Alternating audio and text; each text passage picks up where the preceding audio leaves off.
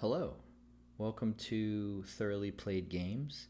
Today I'm going to be playing Gloomhaven, Jaws of the Lion, Scenario 1.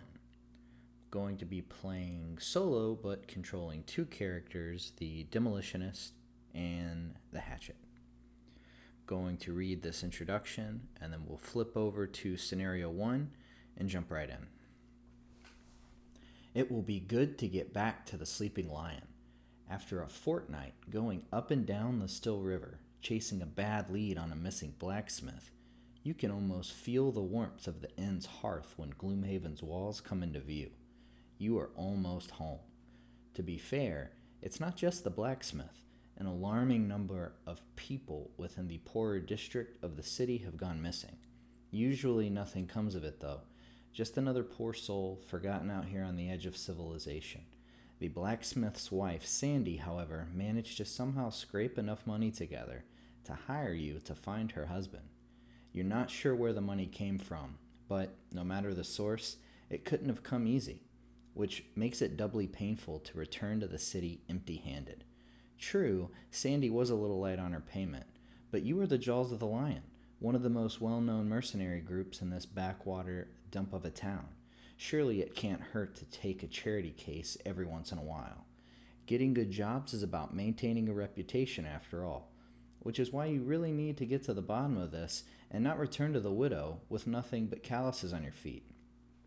Also, probably shouldn't refer to her as a widow to her face, at least not until the fate of the blacksmith has been confirmed. Given, however, that none of those who disappeared have returned, the outlook is grim. As these cheery thoughts pass through your mind, you notice movement up ahead and immediately draw your weapon. The sun is dipped low in the sky, reducing visibility, but you can clearly see some ramshackled wooden barricades blocking the road in front of you. And sure enough, as you cautiously approach the scene, vermlings jump out from behind the obstructions, flashing crude swords and sharp sticks. You have to admit, you are quite tired from the day's journey, but still, these oversized rats certainly picked the wrong group of travelers to ambush today. You are the Jaws of the Lion, after all, and are always ready to show there is only one outcome for anyone who dares threaten you. We have a new location on our world map, Roadside Ambush, which will represent Scenario 1. Here's the overworld of Gloomhaven. We are going to be right there. I've already got it stickered on. So without further ado, let's go onward to Scenario 1. This is called the Roadside Ambush. The goal is just going to be to kill all of the enemies. I'm going to read the introduction and special rules, place enemies and characters, and then we'll begin. The road back to Gloomhaven has been long, and now, to get attacked by vermlings when all you want is a warm meal and a soft bed, well, it makes you mad. Mad enough to kill these mangy creatures before you collapse from exhaustion. Of course, the vermlings have other plans. They gibber about wanting your coin and the meat on your bones. Nasty things, really. Best to ignore their ranting and end this quickly. The special rules basically just state that we're going to treat these vermlings very basically. So they're not going to get any of their additional cards. They're going to move at initiative 50. They're going to move one space and attack at value 2 plus a modifier if they can attack. So let's go ahead and place these. For a 2-player setting, we are going to ignore these spaces right here. So let's go ahead and place the vermlings. These are basic, and the yellow base is an elite. This is going to be the attack modifier deck for the vermlings, and let's go ahead and set the initiative tokens out for the demolitionist and for the hatchet. I have also marked the modifier decks over here with one of their respective tokens. This is going to be the demolitionist. I've marked, maybe you can see this, with the demolitionist token and with the hatchet token. Just so, in case I forget to say whose deck I'm drawing from, maybe you can visually see it. I don't know if that'll show up, but we're just going to try that out. And I'm going to place the characters. Demolitionist is going to just go right here. Hatchet will just go one in front of them. We each begin with 8 health, and let's begin. So the Demolitionist, much like his name suggests, likes to demo things. So we're going to try and find obstructions and blow them up, and then I'm going to get bonuses for that. So for my first action, I'm going to, let's see, we'll pick out, knock out this support and then the 1-2 punch. And I'm going to pick my highest initiative, which is going to be 20. Okay, and then for the hatchet, we're going to want to probably move out into this area and try and get at some of these enemies. So let's go ahead and let's see, what's my move for? Yeah,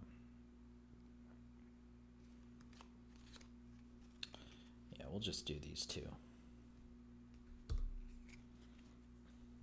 Okay, so I've got initiative 20, initiative 25, and these are the default 50, so we're going to have the demolitionist go first, then the hatchet, then the vermlings.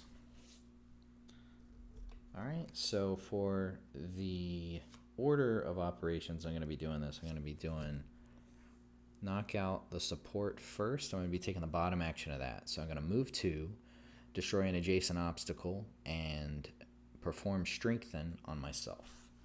So we're going to go 1, 2, hopping over the hatchet, going to be blowing this obstacle up, and I'm going to be adding strengthen to the demolitionist, which is going to give me advantage on my attacks for this round and the next round. So that's that move. And then I'm going to perform the top action of 1-2 punch, which is going to be attack for 2 and then attack for 1, and it can be the same enemy. So since I'm at advantage, I'm going to draw 2 modifier cards for both of these attacks. So let's go ahead and do that. The first attack is going to be for 2 damage, so I'm going to draw 2 and pick the best.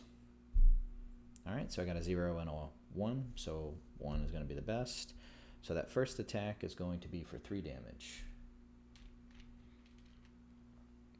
And that is the number 2. And the basic ones have 5 health, the elitist has 10 health. And now for the second attack, it's going to be at 1 plus 0 plus 1, so we'll take the plus 1, which will be 2 damage to actually eliminate this Vermling Raider. That'll be just enough to do so. So we'll pull him off the board. That was a good first turn. And now it'll be the hatchet's turn to go. So the order in which I'm doing this is going to be the bottom part of close cuts. We're going to move 4. So I'm going to go 1, 2, 3, 4. And then I'm going to do the top action for double throw, which is attack for 2 damage at range 3, 2 different targets. So we've got 1, 2, 3, and 1, 2, 3. So I'm going to attack the basic first. Let's go ahead and get those up. All right, plus 1. That's going to be 3 damage. Number 3. And then now we're going to attack the elitist. Times 2, nice. So that is going to be 2 times 2, which is 4. So the elitist now has 4 damage. And that concludes my turn. Now the Vermling Raiders move and attack if they can. They can move, but they cannot attack because they are not adjacent. They do not have ranged attacks in this scenario. Now I did draw an attack modifier card with this symbol right here. So that means now at the end of the round I'm going to reshuffle this deck with all of the discarded cards back into it.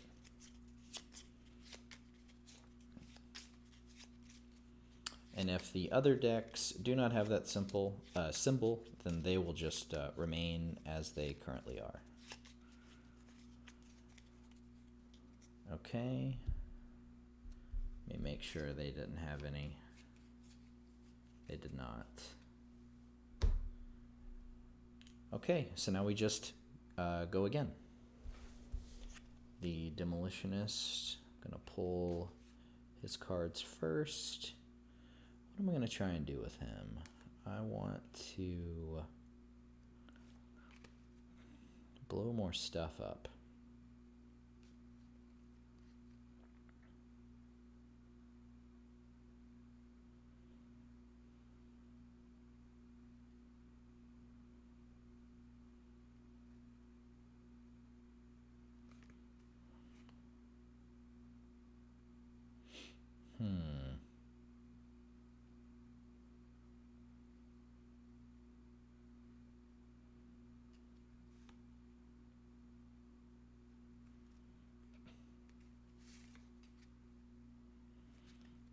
Okay, I'm going to choose Initiative 19 out of my 2 cards for the Demolitionist, and for the Hatchet, I am going to, let's see,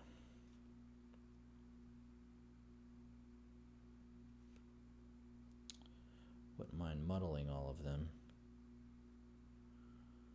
if I could get here. Maybe I'll try that next turn.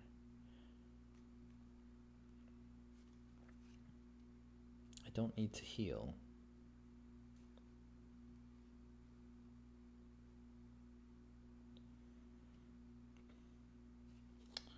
Yeah, I'm going to do these 2.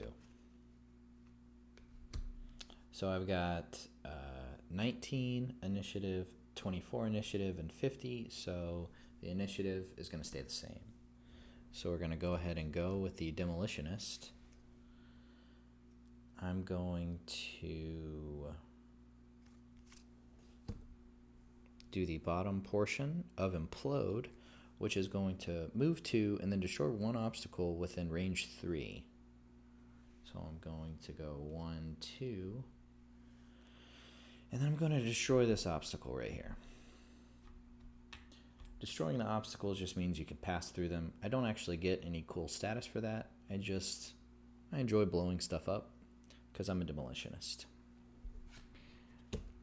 And it may provide a path for the Hatchet on his next turn. I haven't decided yet. And then the top portion, Explosive Blitz. I'm going to be able to attack for 2 at an enemy at range 4. So we're going to go for this guy right here. This basic Vermling Raider. I'm still at advantage, so I'm going to draw 2. Alright, so we got 1, +1. Alright, that's good. Then we got a miss. So I'm going to go with the +1. The +1 is going to add 3 damage, which is going to make him have 6 damage. He takes 5 to die, so he is now dead.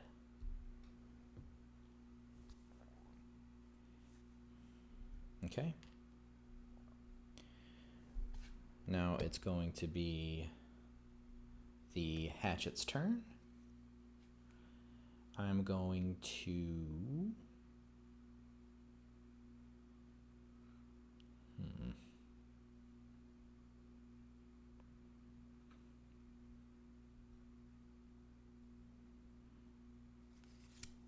do this top action of stopping power. Attack for 3 at range 3. So I'm going to attack the Elite Vermling Raider.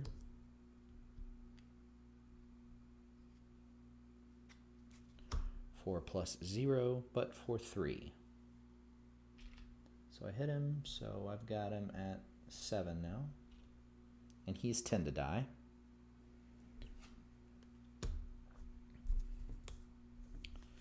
And then I'm going to be moving 3. So we'll go 1, 2, 3. Or rather, he was here. We'll go 1, 2, 3. I think that's the same. Yeah, either way he's there. All right, so we'll put this here. This has the shuffle icon, so I'm going to shuffle all of these back. And it's the end of this round, so I'm no longer strengthened. Shuffle up the demolition attack deck. I'm actually doing this prematurely. I think the result will end up being the same, but I should be doing this after the Vermling Raiders' turn, which I haven't given them a turn yet. Promise I'm not trying to cheat. I just am cheating. Alright, so we'll put this back onto here. So the Vermling Raiders are going to go. So I'm going to move one, and attack if they can. He can't attack. He's going to attack 2 damage at me, plus a modifier, plus 0. So I'm going to take 2 damage. 1, 2. Alright, so now is when I should have done all of that, but I've already done it, so we just move right into our 3rd turn. Okay, so I just got 2 cards left, so I'm just going to go with the highest initiative for both of my characters. We've got the Hatchet at 18, the Demolitionist at 37. So we're actually just going to flip these. And the Hatchet is going to go. Let's see. I'm going to go ahead and do this right here. I'm going to do the top action of Disorienting Barrage, which is attack 3 targets, muddle them at range 3 for 1 damage plus a modifier. So I've got 1, 2, 3, 1, 2, and there's no third. So we are going to give them that status regardless of whether or not I do damage or whether the attack even hits. The rules say the statuses still go on. So number 4 is going to be muddled, and number 6 is going to be muddled. So now we'll resolve each attack independently. So let's go with the basic Vermling. Just drawing a card, plus 0, so he takes 1 damage. Okay. And now we'll do the Elite for plus 1, which will be for 2 damage. Alright, so he's at 9. 1 more damage to go.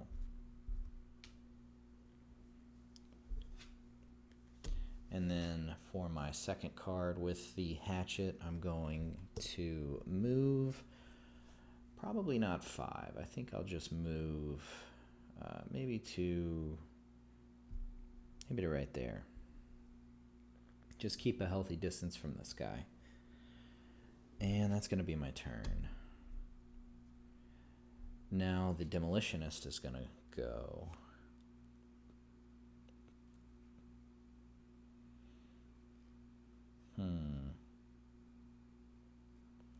So he is going to do Piston Punch, attack for 3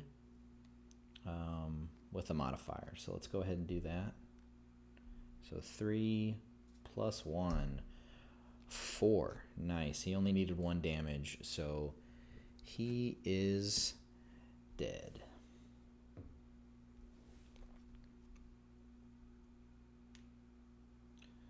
Go ahead and clear his tokens off. And then now I can move 3. So I'm going to do that. I'm going to go 1, 2, 3, and just try and move to be closer to this guy. It's now the Vermling Raider's turn, so he's going to move 1 closer to us. And now that's 1 cycle for the muddled. at the end of its next turn, that muddled will go away. So now we have to do a short rest because I don't have any more cards for either player. So to do that, we pick up our deck, shuffle them, and discard one of them at random.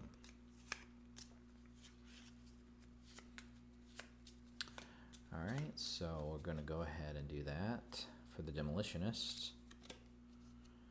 We've got the 1-2 punch. That's going to be lost. And what lost means is it's out of the current campaign game. We can get these back after completing the scenario. So now I have all my cards back for the Demolitionist. Let's shuffle for the Hatchet and do the same thing. Let's just pull this one. Stopping power is now lost. Okay, let's make sure I didn't have any reshuffles. I don't think that I did. So we can go ahead and pick cards. So let's do that. For the Demolitionist, I'm going to... I really want to destroy this guy. So I'm going to...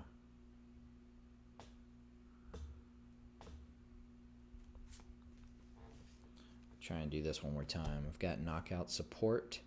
Knock out the support. I'm going to do the bottom action here, which has move 2, destroy an adjacent obstacle to strengthen myself. So I am going to do just that. I'm going to move 1, and then I'm going to destroy this obstacle right here. So let's set this right in here. That's going to strengthen me. And now I get advantage on the attack that I'm about to do. 1-2 punch would be really nice to have right now, but I don't have it. So now, wait a minute, I'm stupid. I have to pick the cards first. I'm doing this out of order. So let me undo this. I apologize. I'm going to move back. I have to pick the cards first. So I'm going to pick knock out the support, and I'm going to pick implode. And we'll have my highest initiative will be 20, or my lowest initiative will be 20 for the Demolitionist. Now I pick the Hatchet.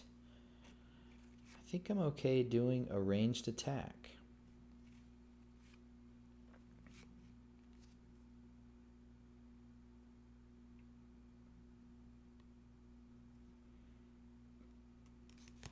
Okay. Yeah, so I've got 20, 24, and then 50. So these are going to switch. Jumped the gun a second ago. Just so excited about blowing up rocks. So now we can do the move that I was just doing. I'm going to do the bottom action of knock out the support. Move 2, but I'm just going to move 1. Going to destroy this obstacle right here. I'm going to strengthen myself. I still have that there, so that's fine. And then I discard this. And then now I'm going to attack for 3, and I'm going to muddle him, which he's already muddled, so I guess it's kind of a waste, which is fine. So we'll do 3 attack at advantage. So I'm going to pull 2. Times 2, that's nice. Plus 0. I'm going to take the times 2, which is going to put it at 6 damage, which is going to kill him. All right, and so now we have completed the scenario. So nice. That's really fun. I'm going to pull this back. The objective was just to kill all the enemies, so now we're going to read the conclusion and then read the rewards. So let's go ahead and read the conclusion. You wipe the blood of the last vermling from your face, and your thoughts return to the sleeping lion. Surely they've got a stew ready by now. It would be so perfectly warm and soothing, and it's right through that gate. So close, you can already taste it. But then another thought comes. It is highly unusual, brazen, really, for a pack of vermlings to operate this close to the city. Could they be behind the string of disappearances? It's a long shot, but one worth investigating, especially considering this ambush site doesn't look like their base of operations. There is probably a nest nearby that, with any luck, will have more information about the missing blacksmith. And treasure. Treasure would be nice.